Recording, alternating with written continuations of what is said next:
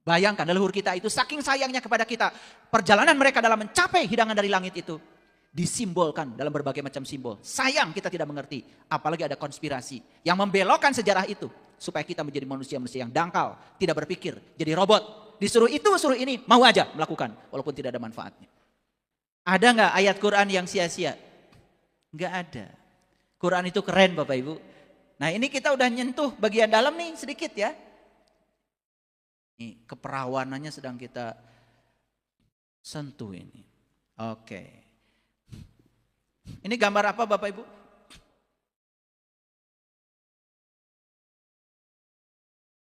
Jadi kalau Nabi Muhammad bicara buruk dalam tradisi Arab, ternyata leluhur kita di Nusantara sudah bicara lebih awal sebelum Nabi Muhammad. Mereka sudah bicara tentang burung. Makanya di Quran ada burung hudhud. Betul nggak? Itu. Tapi kita nggak paham selama ini. Pergi ke Candi Borobudur, ada relief. Ada orang yang minta-minta nggak ngerti. Siapa orang ini? Itu Bani Israel. Dia sedang minta-minta. Makanya orang yang mencari ilmu, jika perlu kamu harus mengemis pada seorang guru. Itu permulaan relief Candi Borobudur tuh minta-minta.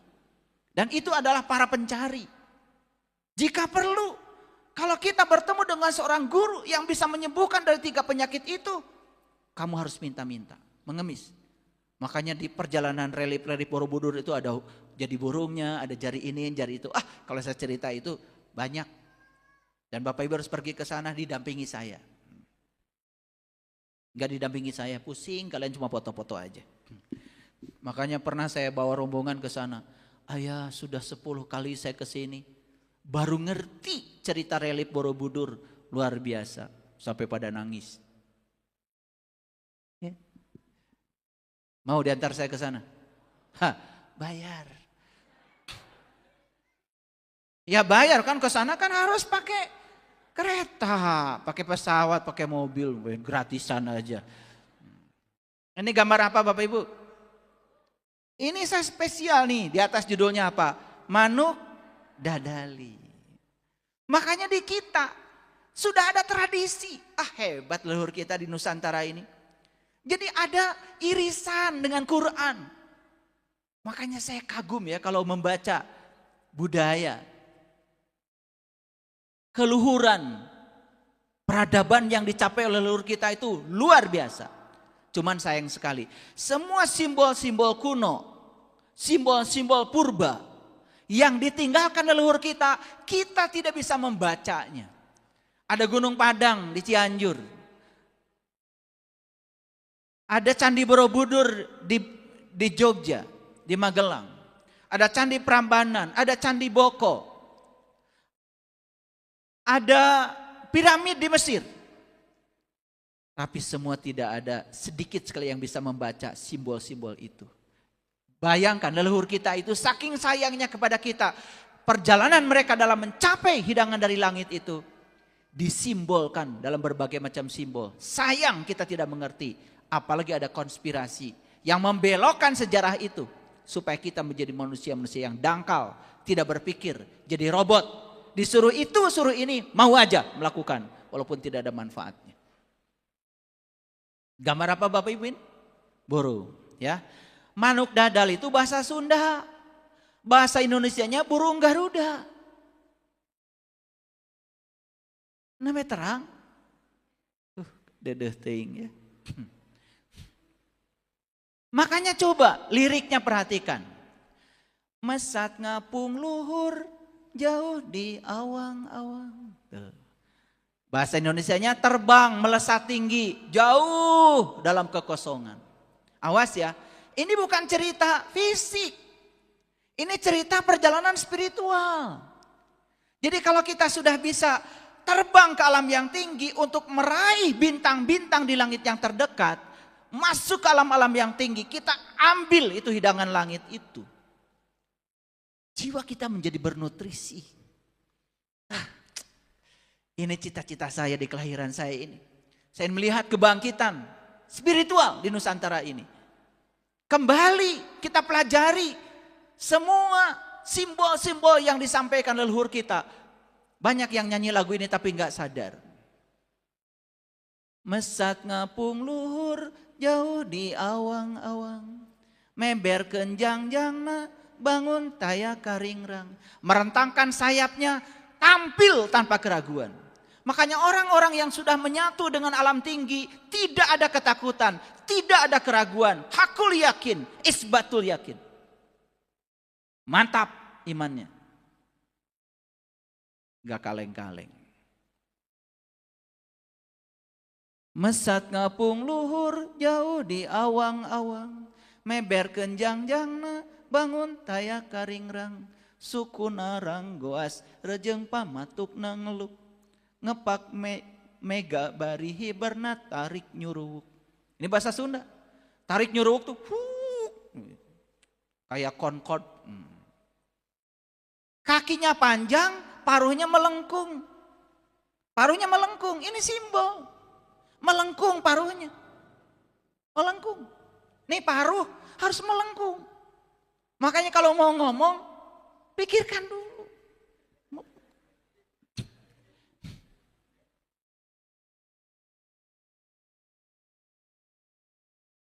Ngepak mega bari hiberna tarik nyuruwuk. Menyongsong awan sambil terbang dengan cepat.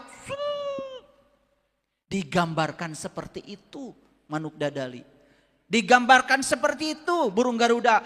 Kita bisa seperti itu. Bisa. Saya udah bisa. Pengen bisa? Ntar dulu. Ini ilmu mahal. Hanya diberikan pada orang-orang terpilih. Enak aja. Ya. Allah hanya menghendaki mereka yang punya kehendak. Lanjut dulu. Saha anu bisa nyusul kana tandangna. Gandang jeung pertentang taya bandinganana. Dipika gimir, dipika serab kusasama. Taya karempan kasieun leber wawanena. Siapa yang bisa menyaingi keberaniannya? Gagah perkasa tanpa tandingan, disegani tanpa dan disayangi oleh sesama. Tanpa ragu, tanpa takut, besar nyalinya. Kita butuh yang seperti ini sekarang. Kita butuh pemimpin yang seperti ini sekarang. Bukan sekedar ngomong, burung Garuda, lambang negara, Bhinneka Tunggal Ika. Bullshit kalau tidak ada jiwanya.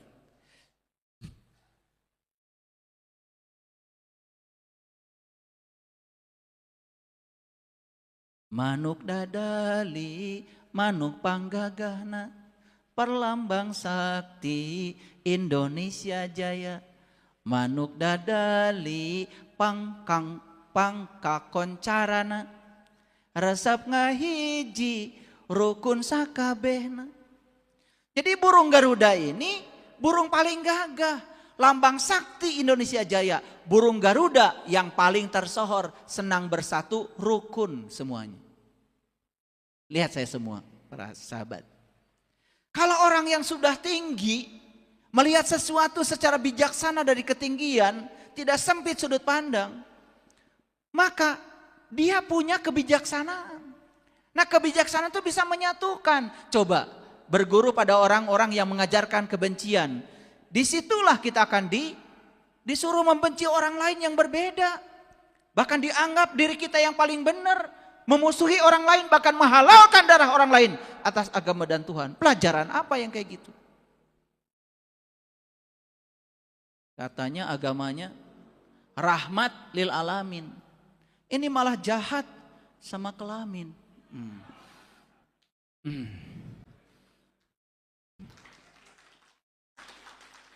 Iya, karena kasus begitu kan banyak ya.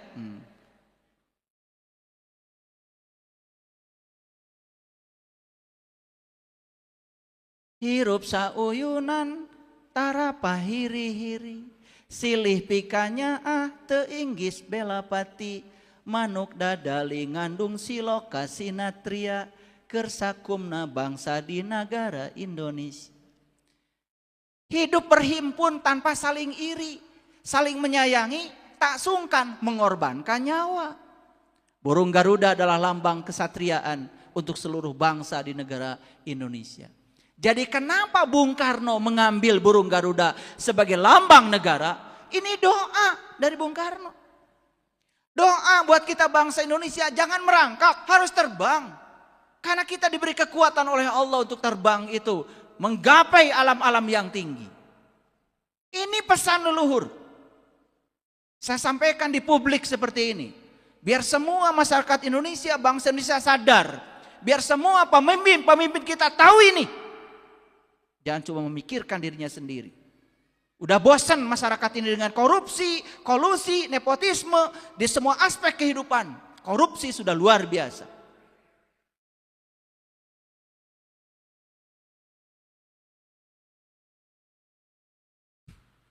Makanya lihat Bapak Ibu, apa yang dipegang oleh kakinya burung Garuda yang gagah ini? Apa? Bhinneka Tunggal Ika. Bhinneka Tunggal Ika. Kita ini beragam. Makanya disinilah kita diajarkan untuk belajar menerima dan menghargai perbedaan. Bapak Ibu, lihat di rumah tangga. Ketika suami dan istri tidak bisa menerima dan menghargai perbedaan, keluar dari situ, boro-boro di luar, di dalam rumah saja, dia tidak sanggup untuk menerima dan menghargai perbedaan. Makanya aneh ya, banyak sekali orang yang mengatakan pemimpin agama, pemimpin umat, di dalam saja sudah berantakan. Tidak cocok dengan pasangan, ceraikan. Apa-apaan. Nurut lagi kalian sama yang begitu.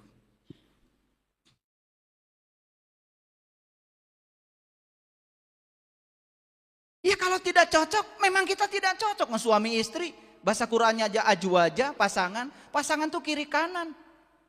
Kita oleh Allah dipasangkan dengan yang berbeda. Karena tujuan pernikahan, latihan menerima dan menghargai bahwa kita berbeda. Pengen sama. Jenis kelaminnya aja udah beda. Cara berpikirnya aja udah berbeda. Fisiologi berbeda, psikologi berbeda. Makanya Bapak Ibu kemarin saya memberikan pelatihan bagaimana menciptakan surga dalam pernikahan. Selesai pelatihan, 3 sesi saya bicara 7,5 jam. Banyak yang menangis. Saya suruh pelukan mereka, baru menangis. Saya baru sadar kalau kami berbeda. Selama ini saya saling menyakiti karena ingin pasangan saya seperti yang saya pikirkan. Mau sampai kapan kamu begitu? Menciptakan neraka bagi keluargamu sendiri. Mau lari kemana? Kamu lari tidak bisa menerima pasanganmu? Maka kamu mau lari ke tempat lain? Cari yang di ilusi pikiranmu bisa memenuhi keinginanmu? Tidak. Kamu akan ketemu orang yang sama atau lebih buruk dari itu. Sebelum kita bisa menerima kelebihan dan kekurangan pasangan kita, kita tidak akan pernah diberikan orang yang berbeda. Akan diberikan orang yang sama terus menerus. Mau sampai kapan? Mau lari kemana? Makanya konsep pernikahan itu harus monogami. Dan tak terceraikan. Hanya kematian yang memisahkan. Saya tidak akan bahas burung Garuda ya. Sudah dibahas dulu di sekolah ya. Tapi saya cuma ingin lihat, para sahabat semua lihat di kakinya apa? Dibuat terbang Bhinneka Tunggal Ika. Dibuat terbang, dipegang, dijunjung tinggi. Kita sekarang kalau tidak bisa menerima dan menghargai perbedaan, bangsa ini di ujung tanduk. Apalagi Anda mengklaim, saya paling benar, yang lain salah, saya benar, yang lain sesat. Sesat menyesatkan ini dianggap biasa. Padahal di Quran jelas sekali. Inna rabbaka huwa alamu biman dola an sabilihi wa huwa alamu bil mutadin. Hanya Allah yang bisa menilai siapa yang tersesat dan siapa yang berada di jalan Allah. Lembaga manapun, manusia manapun tidak ada yang berhak. Kita cuma ngaku-ngaku aja pedoman hidupnya Quran. Tapi kita tidak pernah memahami esensinya Al-Quran. Paham sampai sini Bapak Ibu? Oke. Lanjut dulu. Makanya di Quran surat Al-Maidah ayat 111, perhatikan. Al-Maidah 111, para sahabat yang di rumah boleh sambil membuka Al-Quran. Dan ingatlah ketika aku ilhamkan kepada pengikut Isa yang setia. Pengikut Isa yang setia itu dalam Al-Quran disebut Hawariyin. Makanya wa'id auhaitu ilal hawariyin. Di situ ada kata-kata begitu. Dan ingatlah ketika aku Allah ilhamkan kepada pengikut Isa yang setia. Kan ada Isa, ada pengikutnya. Paham ya? Nabi Isa nabi siapa? Nabi siapa? Nabi siapa? Nabi siapa? Kan nabi kita juga. Kita diajarkan sejak dari SD ada 25 rasul. Betul nggak? Masa lupa? Rasul kita ada 25. Kenapa 25? Ada 25 keragaman.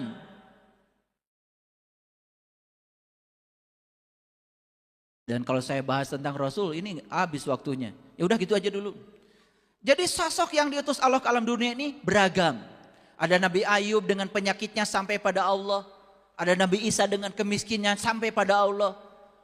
Ada Nabi Sulaiman dengan kekayaannya sampai pada Allah.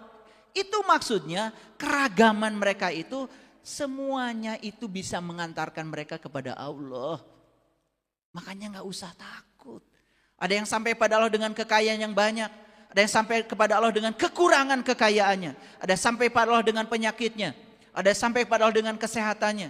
Ada yang sampai kepada Allah dengan kegantengannya kayak Yusuf. Itu harus dipelajari sebagai keragaman. Udah nanti aja ya dibahas itu. Ini dulu. Berimanlah kamu kepadaku dan kepada Rasulku.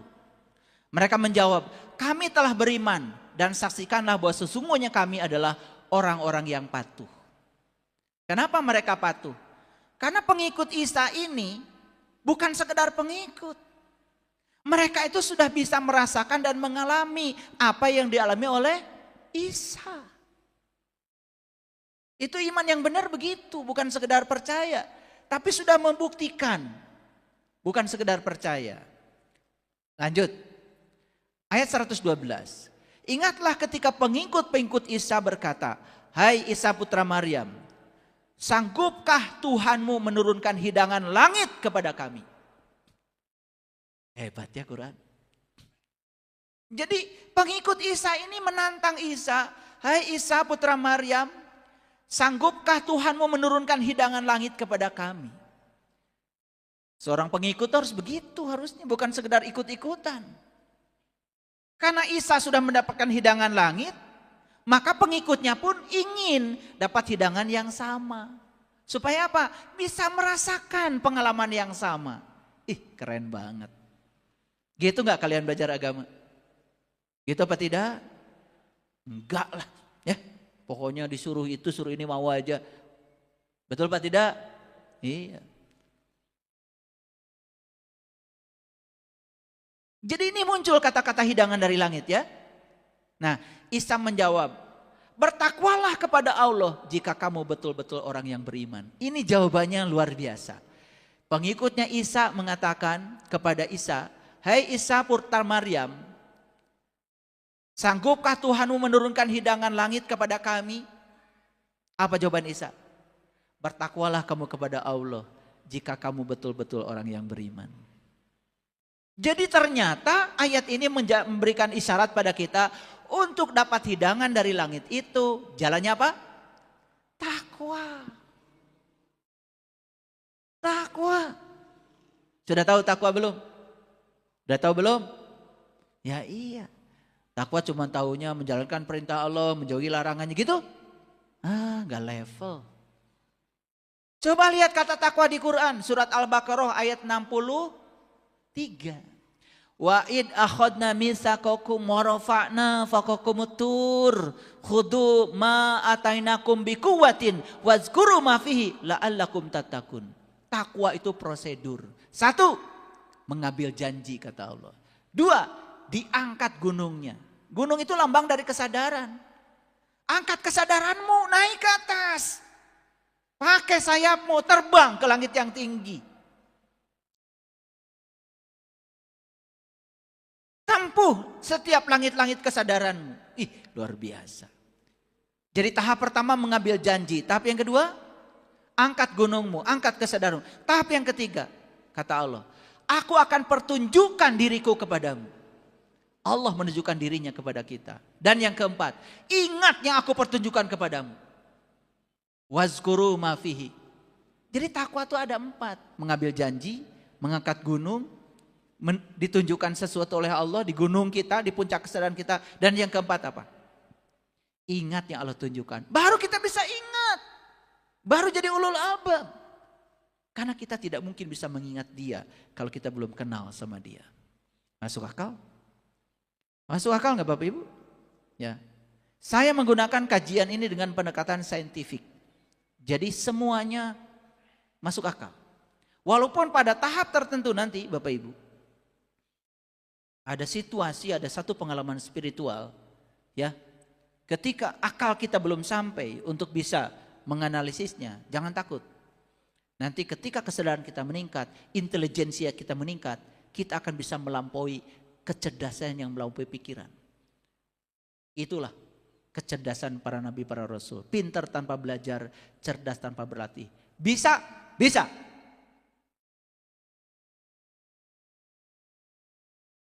Asal kalian berguru pada yang tahu. Suka bohong. Jadi gimana cara mencapai hidangan dari langit? Apa kata Nabi Isa?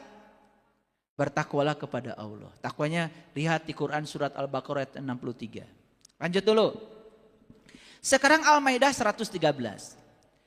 Mereka berkata, siapa mereka?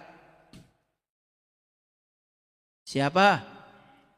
Baru aja dibicarakan. Hawariyin, pengikut Isa yang setia.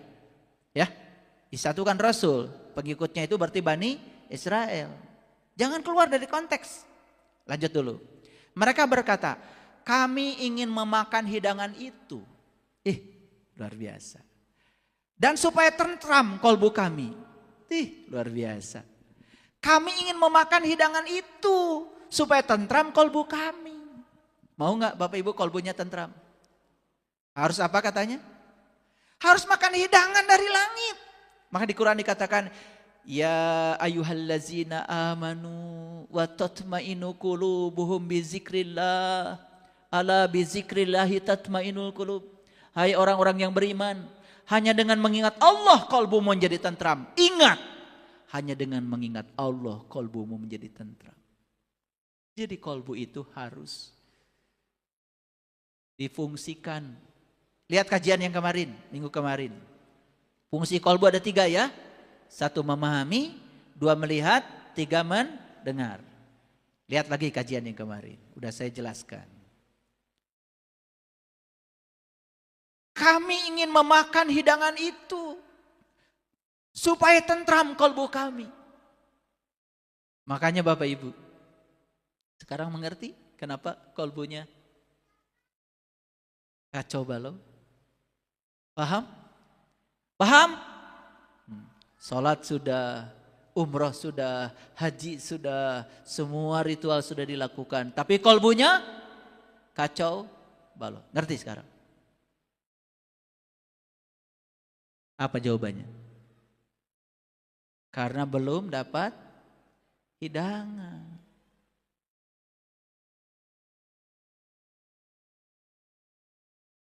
Kami ingin memakan hidangan itu supaya tentram kolbu kami dan supaya kami yakin bahwa kamu telah berkata benar kepada kami. Kritis ya? Kritis enggak? Iya. Kalau Isa sudah memakan hidangan itu, masa kami tidak? Bagaimana kami bisa meyakinkan kalau Anda benar, kata pengikut Isa. Kalau yang boleh memakan hidangan itu cuma Anda, sementara saya tidak boleh.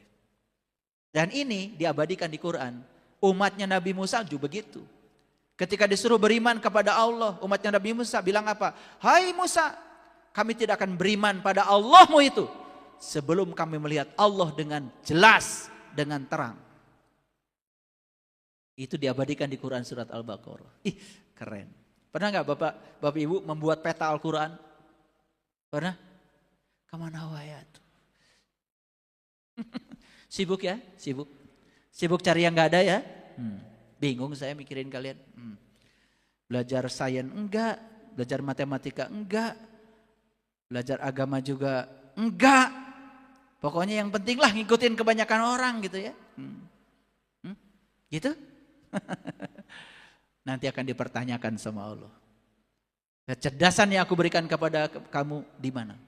Makanya di Quran surat Al-Fatir ada teriakan kepada Allah dari sekelompok orang yang masuk ke dalam neraka. Teriakannya begini, ya Tuhanku, kenapa kau himpunkan aku dalam keadaan buta? Dan kenapa kau himpunkan aku di dalam neraka ini? Keluarkan Tuhan dari neraka ini. Gitu. Apa jawaban Tuhan? Tidakkah aku memanjangkan umurmu dalam masa yang cukup kepada kamu? Tidakkah kamu berpikir? Itu jawaban Allah di Quran. Bukan dikeluarkan dari neraka, malah dibalik-balik sama Allah.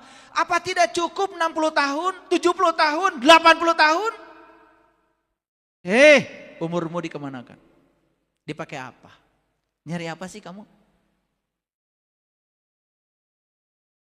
Bahkan Allah mengatakan, tidakkah kamu berpikir?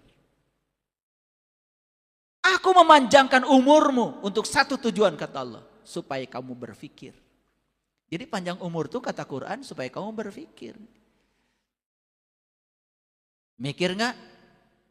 Sekarang baru mikir ya? Baru kepikiran? Kemana aja saya selama ini? Karena selama ini daya kritis kita, daya kreatif kita dibiarkan begitu saja, dibungkam oleh konspirasi. Bapak Ibu masih ingat dulu Indonesia dijajah Belanda? Ya, iya, Belanda tuh seneng kalau kita bodoh.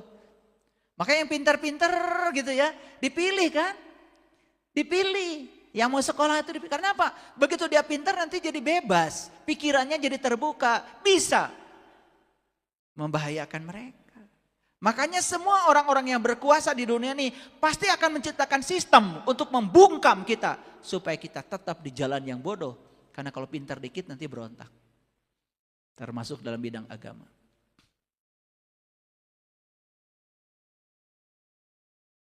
Ya, kalian kan mau berdoa aja harus sama Pak Kiai. Biar Pak Kiai punya jasa. Saya lebih dekat sama Allah. Kalau mau doa, ke saya aja. Bayar. Nanti biar saya doakan. Begitu? Seolah-olah kita ini jauh dari Allah. Padahal Allah bilang, aku bersama kamu lebih dekat daripada urat nadi lehermu. Setiap manusia punya akses yang sama kepada Allah. Tapi kita nggak percaya diri. Betul apa tidak? Kenapa nggak percaya diri? Karena dibuat tidak percaya diri.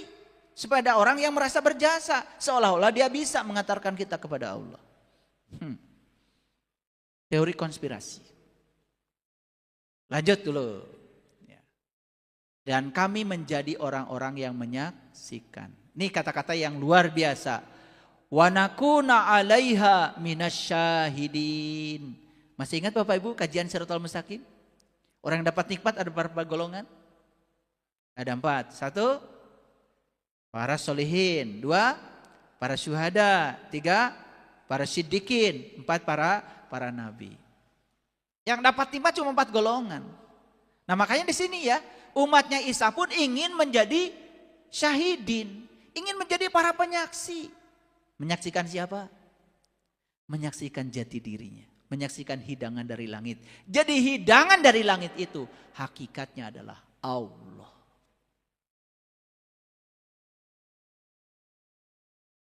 Oke, lanjut 114. Makanya Isa putra Maryam berkata, Allahumma rabbana anzil alaina ma'idatan minas sama'i takunu lana id. Di situ ada kata-kata id.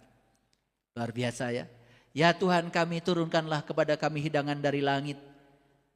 Yang akan menjadi hari raya bagi kami. Jadi ternyata menurut Quran surat Al-Ma'idah ayat 114. Id itu bukan merayakan hidangan dari bumi.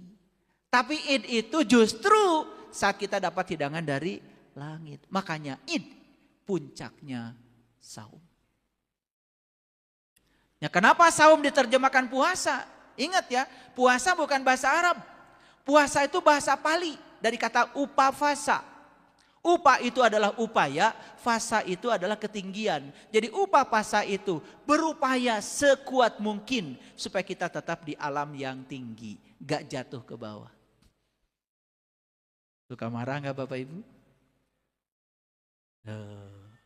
Yang kepancing dengan kemarahan berarti jatuh ke alam rendah. Jaga di alam tinggi. Suka kesal? Suka. Suka iri hati? Suka.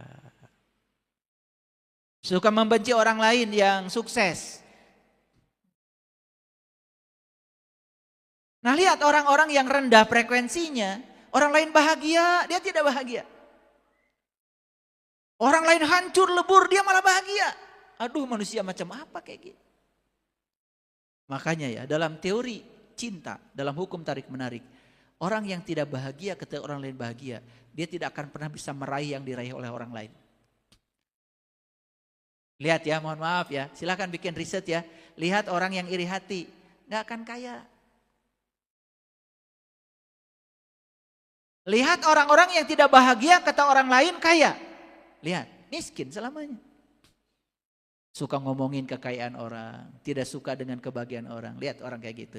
Dia menarik semua yang buruk ke dalam kehidupannya. Ya,